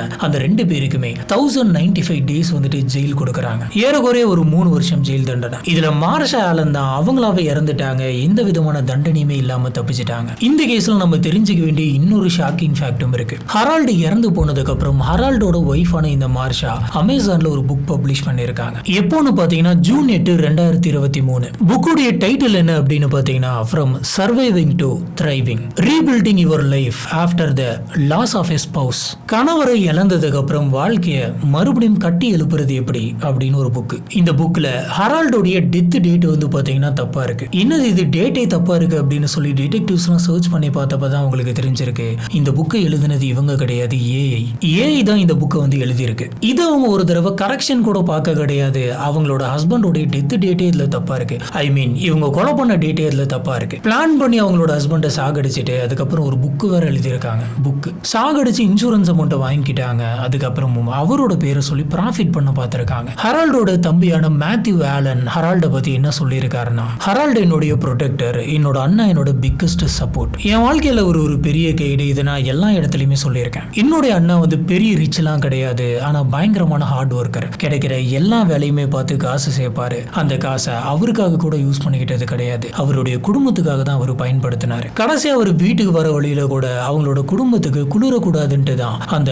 வுட் பெட்டல்ஸ் வாங்கியிருக்காரு. இப்படிப்பட்ட ஒரு நபரை கூட இருக்கவங்களே கொலை பண்றதுக்கு எப்படி மனசு வந்துச்சுன்னு தெரியல அப்படின்னு சொல்றாரு. சொல்ல போனா இவருடைய தம்பி கேட்ட அதே கேள்விதான் நம்மளோட மனசும் வருது. இப்படிப்பட்ட ஒரு மனுஷனை கொலை பண்ணணும் அப்படின்ற எண்ணம் எப்படி வருது? தன்னுடைய 48வது வயசுல நமக்கு ஒரு குடும்பம் அமைஞ்சிருக்கு, இதுக்கு மேல இந்த குடும்பத்தோட சந்தோஷமா இருக்கலாம் அப்படின்னு நினைச்ச ஒரு மனுஷனை இப்படி ஒரு குடும்பமே சேர்ந்து வந்து கொலை பண்ணிருக்கு. இந்த மாதிரி ஒருத்தங்களை கொலை பண்றதுக்கான டெக்னிக் எங்க இருந்து வந்துச்சு அப்படின்னு தெரியல. மார்ஷாவே அவங்க பொண்ணு ஆஷ்லி கிட்ட சொல்லி தந்தாங்களா, இல்ல ஆஷ்லி வந்து அவங்க அம்மாவை கரெக்ட் பண்ணி இந்த மாதிரி பண்ண வச்சாங்களான்னு தெரியல. ஆனா ஒண்ணு, அவங்க அம்மா கிட்ட இருந்து பேமெண்ட் வரல அப்படின்ற ஒரே காரணத்துக்காக தான் அவங்களோட ஃப்ரெண்டே வச்சு அந்த வீட்டை கொள்ளையடிக்க வச்சிருக்காங்க. சொல்ல போனா இவங்க பண்ண அந்த ஒரு விஷயத்தினாலதான், அந்த கொள்ளையினாலதான் இவங்களே மாட்டிக்கிட்டு இருந்திருக்காங்க. இல்லைன்னா இன்னும் எத்தனை பேர் இவங்க 2 பேரும் பிளான் பண்ணி அம்மாவும் பொண்ணு சேர்ந்து கொலை பண்ணிருப்பாங்க அப்படின்னே தெரியல. இதுல இன்னொரு விஷயத்தையும் நம்ம கவனிக்க வேண்டியது இருக்கு.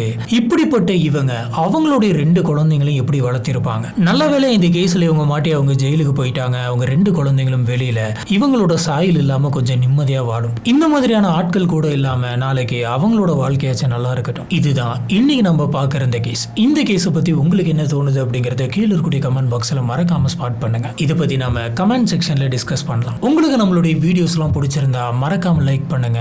நம்மளோட சேனலுக்கு சப்போர்ட் பண்ணி சப்ஸ்கிரைப் பண்ணுங்கள்.